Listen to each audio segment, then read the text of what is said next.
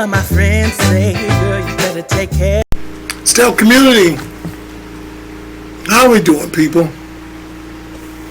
Glad to see that everybody's coming on the board. As you know, we're a new channel, y'all, and this channel is totally dedicated to helping my peeps. There are reasons why I'm doing the channel. I guess to sort of draw recognition to what's going on and how people just going along with the narrative and not paying attention, all over votes and treating us like crap, not respecting our goals or thoughts of being fair about it. Just pushing the narrative, give me your vote, haven't done a thing for your district, don't care nothing about your district, don't care nothing about your health, don't care nothing about your kids, teaching them all the wrong things, actually teaching them to be transvestited. It's okay for boys to be in girls' bathrooms and stuff, making everything unsafe. So, hence, therefore, just recognize what they're doing to the community. And if they want to be prejudiced, like they say, Republicans are prejudiced all of this, what they're specifically doing to the black community. And you brothers, stop being so alarmingly stupid about destroying. I did a podcast on it a while back about destroying your own neighborhoods, destroying them, tearing them up. And what do you see in the streets, people? Black crime on crime. Stop being our worst enemy. A lot of decent young black men are laying in the road dead. Why? Because you're fighting over something in territory that doesn't even include you in it. And they're laughing at it. Oh, just another one dead, let's move on. Let's stop falling for that and represent something better. Represent your livelihood. You being alive and prospering and moving on. And having some fathers for the black neighborhood. And pushing the narrative on being right and being positive about what you're doing. It makes my skin crawl. It upsets me. How long are we going to follow this, people? Just keep following the same old junk. Yeah, it may hurt a little bit to change. Change is always followed by initial little stab. You're going to have a few people laugh at you, poke at you. But you know what? All in all, you put your foot out there and made a difference. And that's what it's all about. And we're much smarter than that. I'm going to give credit where credit's due. We're very smart, very hard-working, ethic group of people. And we don't mind working hard to achieve that goal. Let's just look at it, because a lot of things the Republicans are seeing, a lot of things like the older Republicans are seeing, and young people, there's no harm in listening to the old folks. Believe me, because they sit back, they watch, they adhere to what's going on. And the center topic of discussion that they're leaving there, that you're running on, is just what's bringing up the idol base and prayer that you need.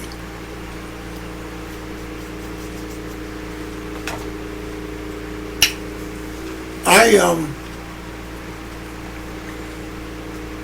think about it so hard sometimes. You just go to sleep about it. Waking up the next morning going, hey, maybe I'm dreaming, maybe this all changed tomorrow. How quickly and how sadly things have changed. And it's getting worse. And I hate it. We just going along, following along. You know, God gave us all a mind, a heart, gave us a way to instill wisdom, gave us a way to think. And we're not doing that. What is it? Young people, tell me. Like I said, comment. What is it that's driving you to follow the narrative? Is it peer pressure? Is it you just want to fight? Is it you love the idea of running in there and robbing stores, shutting down the stores that the old people took years to build up, and you doing it in your own neighborhood, coming in there just destroying it, taking everything off the shelves, and guess what? You hurt them so hard that they can't come back. So there's another empty building there. But I guarantee you, like I said, if you took that over to the upper class white neighborhood, you either be shot, killed, but there'll be an end to it very fast. You ever thought about why they throw you on the other side of the tracks? Even white people that can't meet their social degree of doing things, throw them over there with Tom, Dick, and Harry. But keep in mind this neighborhood. When they bought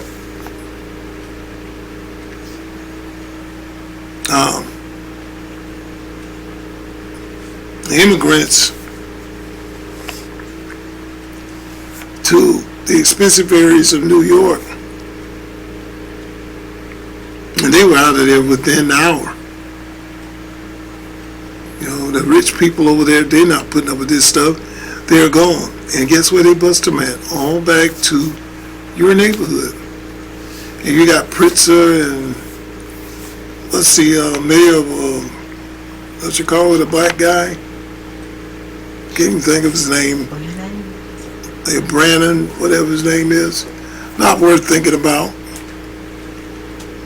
He's defunding police and going at them like there's something terrible.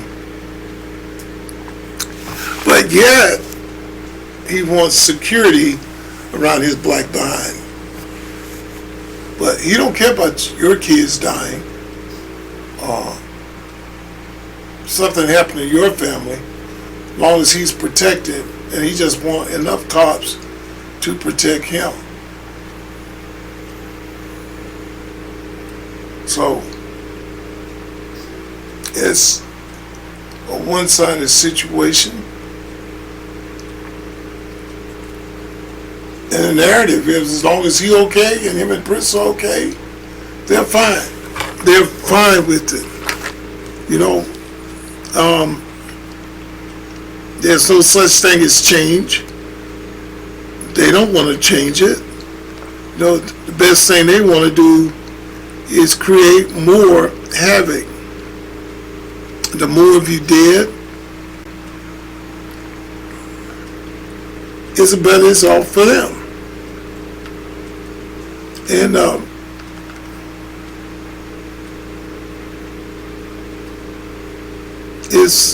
it's bad, people. And they don't care about where we heading at. You know, and it's terrible because we have those top choices to make. Mayor Johnson, Brandon Johnson of Chicago, is the most uneducated, unethical, stupid human being I ever seen on earth. And these people's blood is on your shoulders. You may not believe in God, but you will answer for it. You will answer for it. And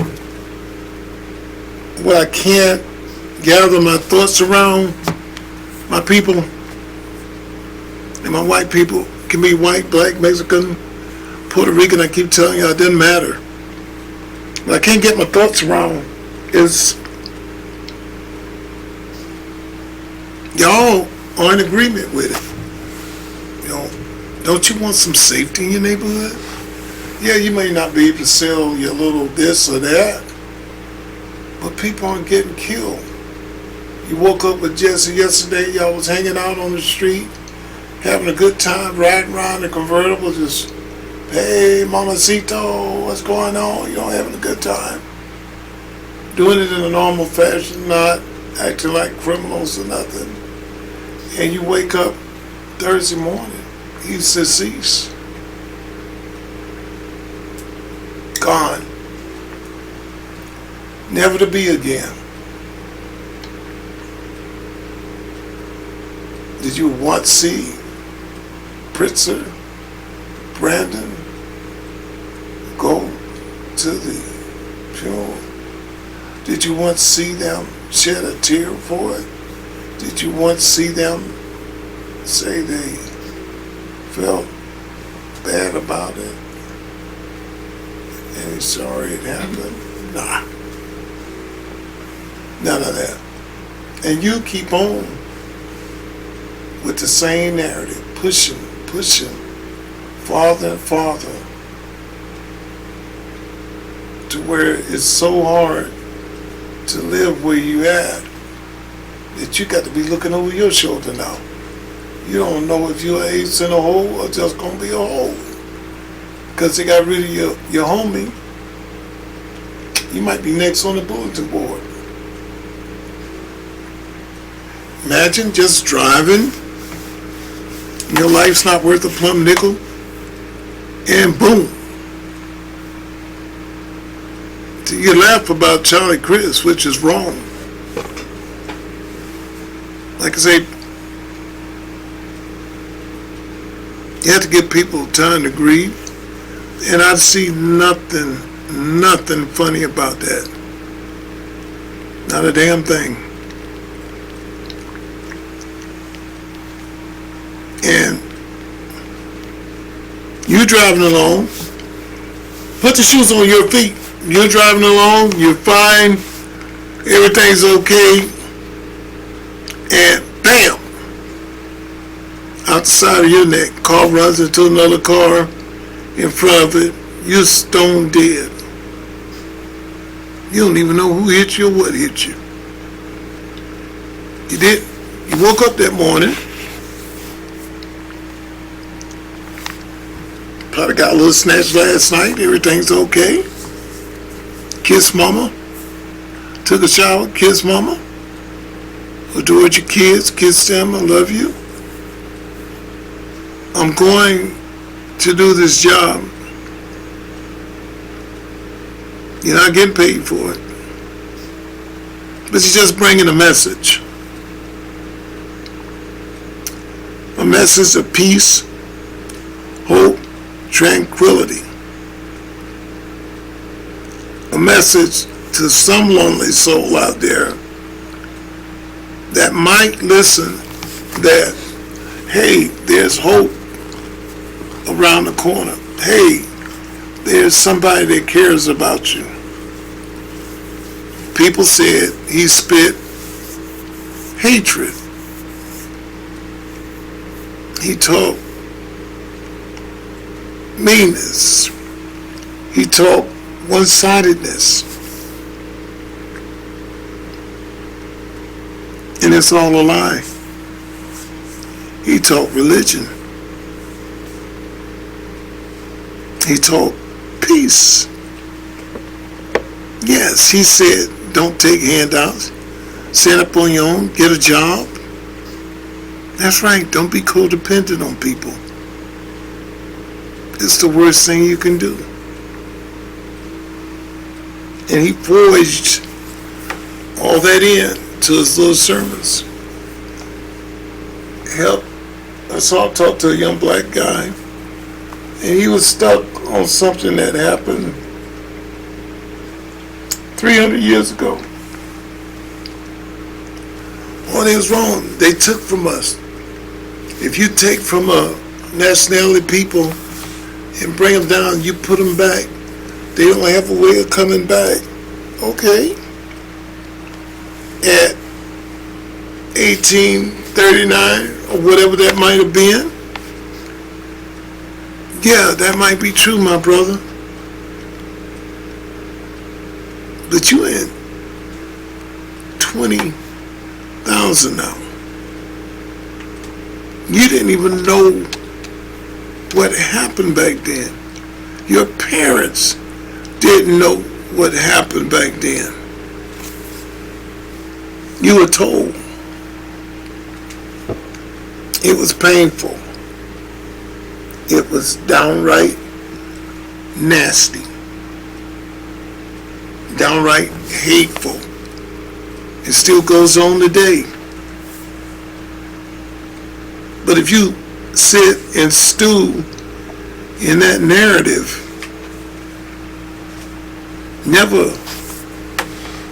upholding yourself or pushing yourself forward, my goodness, brother, you're going to stay right there. And while you're doing that, hatred brings hatred. And you live in that hatred. Every day you're mad.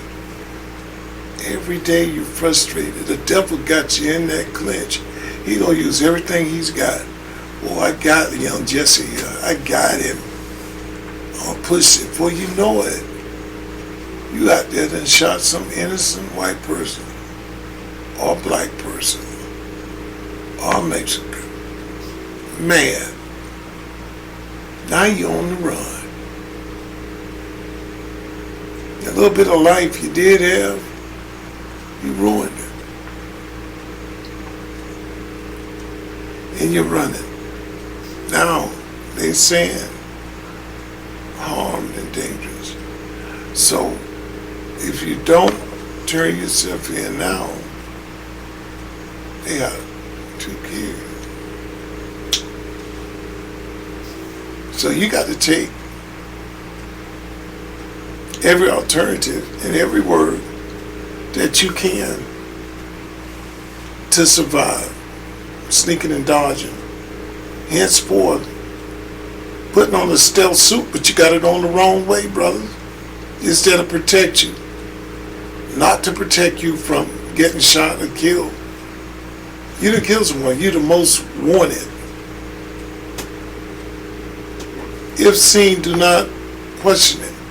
Do not answer. Don't say a word. Cops come at full force. He killed someone.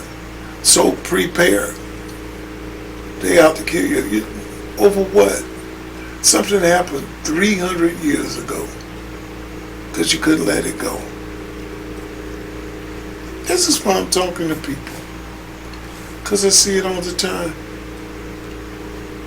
And I love mine. Love black people. Love them. I think they're strong. I think they're smart. Everything's been taken from us. Inventions, everything. Got a new guy out that's making fuel now. We don't know how long he's going to go. Had two of them that had cars that run off electronic static waves.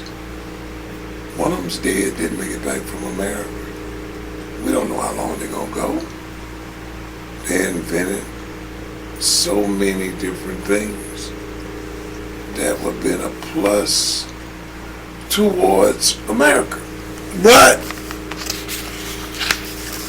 that native has been gone, and we're strong people because we don't get the chance to go to urban league colleges like Crockett and all of that. We have to fight for every little thing. I'm going to sort of end this with what Newt Gingrich was talking about with Trump. And you have to give him, I praise God, but I give him honor for what he's done. Let's look at this right quick. Bear with me, I might be screwed up here a little bit. Gingrich is all right. So he's not there at Washington Lincoln level yet. Where is he in the new thing? He's talking about Donald Trump. Story in the scheme of things.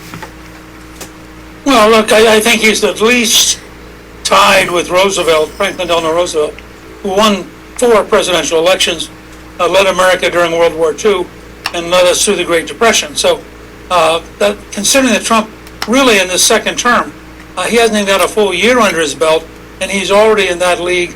And I think, frankly, given another year or two, he'll rank third. I mean, nobody's going to replace Washington. He created the country, and nobody's going to replace Lincoln. He won a civil war and sustained the country. So they're just out of reach. I like President Trump. I think he's historic. I think it is astonishing what he achieved in the Middle East. I look forward to his next great successes. But both as a historian and just as a friend, I'm not going to tell him something that I don't think is true. I think he has a real shot at becoming number 3 in the pantheon of American presidents, but I don't think there's any likelihood that he will in any way replace either Lincoln or Washington, just because historically the moment they were in was so decisive in shaping us as a country, and hopefully we're not ever going to be in that kind of a moment in the near future. Wow, and you would put him ahead of Reagan, that being. Oh, and look, I love Ronald Reagan. I campaigned with him. I served in Congress 8 years while he was president. He defeated the Soviet Empire. He's certainly, I think, the second greatest president in the modern era after Trump. But you look at the scale of change that Trump is pulling off, both at home and abroad, and it's without parallel.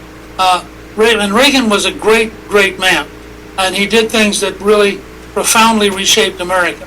Everything we did when I was Speaker was standing on Reagan's shoulders and implementing Reagan's ideas. But in terms of sheer decisive energy and forcing things to change, I've never seen anything like Trump. And as I said, other than Washington and Washington and Lincoln, I can't imagine anybody else who has had the extraordinary effectiveness that Trump has had. And remember, we're still in the first year of his second term. Yeah, I mean, we could still take Greenland. So there's a lot of runway left, Speaker. The Democrats, though, I don't think history will look too kindly on them and their behavior as of late. How would you analyze their performance? Well, I don't think there is any such thing as the Democrats. I think you have groups of left-wing cuckoos. You have a handful of groups of rational people. You have, remember, you have in Schumer and Hakeem Jeffries, House and Senate leaders. They live 1.1 miles apart, a $15 Uber ride apart in Brooklyn, a city which is about to elect Mamdani as a big government socialist with weird values. Now that's their world. There's a giant country beyond Brooklyn, and they have no clue what's happening in the country. There's a new poll out in Minnesota, for example, that shows that the Republican nominee on name is within 3 or 4 points of beating any Democrat who runs. It's Minnesota. And we're seeing this shift all across the country as people, frankly, partly they like Trump, but even more powerfully, they really are getting sick of the Democrats being a party of weirdness, hostility. You know, a guy runs for attorney general in Virginia who desired the death of the Republican speaker and talked positively about the death of his children. I mean, that is a party which is sick. And Spanberger, the candidate for governor, can't even repudiate it. So I think what you have is a sense that these people are really increasingly crazy and increasingly incompetent, and that is shifting people towards the Republican Party, I think, in a very big way. Well, you think this is crazy. Wait till you see the rest of the show, Speaker. Enjoy yourself. I know Trump enjoyed your presence at the White House. Hey, did he ask you about the tile? Did you weigh in on which tile you like? No, we didn't get into it. We got into other stuff, and Callista and I were glad to be there. But as always, there's a certain circus effect, if you will, Yeah. when the president's on a roll. Yes, always exciting. Thank you so much. Good to see you. People, it is alarming. It is crazy of the things that we see going on in government, we see going on in the world. And I'm sorry to tell you, people don't care anymore. It's all about me, what I've done. And see, he's got Trump pretty far up there as excelling and caring about the country. And y'all got to recognize, he spent over $1 million on the ballroom. They thought they had him. Oh, you spending $1 million, we don't have to spend on a ballroom. And Schumer's one of the main ones. Trump said, I can spend my money like I want to spend it. I want to donate that to the White House with gold and all that stuff. He's doing that out of his pocket. Not, oh man, you're doing a great job. None of that.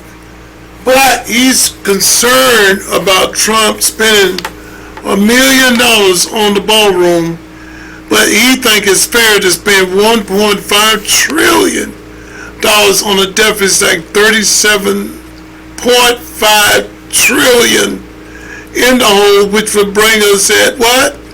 38, 39.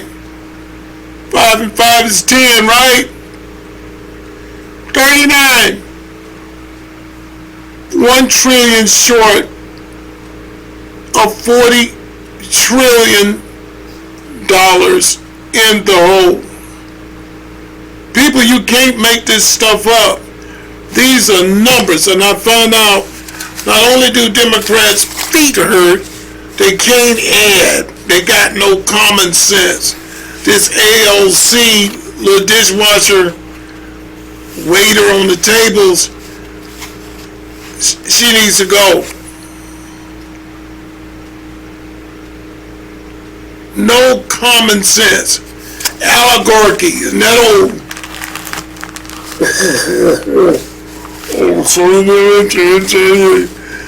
Can't even talk straight.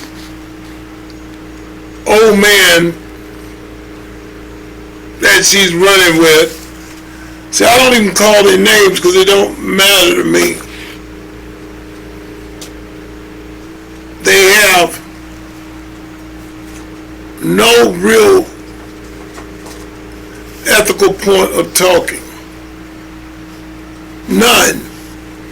And it's, every time they open their mouth, it's word salad, and it's just chatter. Just chatter. If they aren't chattering, they laughing. If they're not laughing, they pursuing pure hate. And Gingrich is right. People are tired of it. This guy here is calling out the death of a man's family, his kids, and they say, oh, well, he forgave it, so I wish more people would do that. Hatred. Why would you spit that out of your mouth anyway? And it's like they said, the rhetoric needs to be calmed down. There are a lot of sick people, and they believe in that. They're fascists, they're Russians. They're going to take democracy from us. And they too slow to realize these people are letting unvetted people come here. They're giving them your money. They taking everything away from you. That's your democracy. It's gone. And they doing it right under your noses. That's why he says we're stupid, we're trash, we're ignorant, we're dumb. We show it to them. I don't. But on every given day, they can tell you anything, and you believe it. Again, I got to get back into the props, but y'all need to hear this too. I like to hang the channel up if I talk to my people. I'm happy to talk to you, don't get me wrong. But man, oh man, every day, every hour, it never stops and never tends to stop amazing you. You know what I'm saying? If you're looking for content to talk about, look at the news, and I don't get no kicks out of it. I give y'all a breaking news, and the other time I was going to do it, breaking news had 36 people dead that day. I didn't even do it. I mean, every city, every town, Florida, Georgia, Tennessee, Texas, California, Indiana, Illinois. My goodness, every town. Dead, car wreck, dead, kid dead. Hey, it's only so much. And when you start bringing up the news to talk about it and give examples to your group, my goodness, that's why I wanted to bring in props. Let's laugh about something. You know what I'm saying? So we're going to get back to, I have to get back to it, but there's also a serious side. People that we got to face, we got to prepare for, we got to be ready for. We got to be studious about it. We got to be smart about it. We got to maintain a certain standard to get by, because they're not going to do it. And don't you fail, the Bible speaks of gathering, don't you fail communities. This community, if the person is leading it right, like Trump's trying to do for America, person's leading it right, and it's not money hungry and a grappler of that, which I'm not, it'll grow and it'll help others. And as I say, in the future, as we start coming along, we're going to be bringing into things. It's done already with other channels, but we're going to be bringing it full front and center, and I want y'all to engage in it. So this channel can give back. Let's not wait. Time is needed now. Time is of essence. Receipts to be shown. Everything is up front, facial, factual, and we're going to give it like we get it. Hey, I love y'all. Watch it through the whole content. It helps the channel to grow. Plus, tell others about it and let them tell somebody about it. At the same time, sign up for it. Press that like button. Become a member. Ask questions, because it's the back feed and the talking to you that makes me stronger. It gives me the drive to go. Y'all are my people. I'm not going to be your leader, but hey, I'm working right there with you. I don't care if it's 2 in the morning, 3 in the morning, 4 in the morning. Hit me up. Watch me work. I love y'all. And please sign up to the channel. Tell others about it. Let's do this thing, y'all. We can do it. Over 3,000 people. It's just steady growing. And we haven't been on here long at all. I'm watching this channel. Australia, Africa, India. It's all over. Percentage bars are up there. And now we're starting to reach the young narrative too, which is great. But what I'm trying to do I appreciate all of you, and I want to show that appreciation. And this channel, it's got to grow. It's got to make you laugh. It's got to make you feel good about yourself. It gives you honest content on life and how you should feel about yourself. Because if they can't, I will. I praise y'all. Anybody that's created by God and trying to do the right thing, trying to find the right way, trying to find yourself to make it better. Hey, I'm here for you 100%. I love all of y'all, man. And on a serious note, please tell us about the channel. Got to do that. Let's grow it.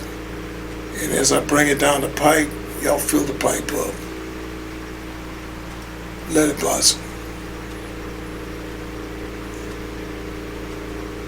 I don't speak sign language ladies too well. Somebody's trying to give me sign language.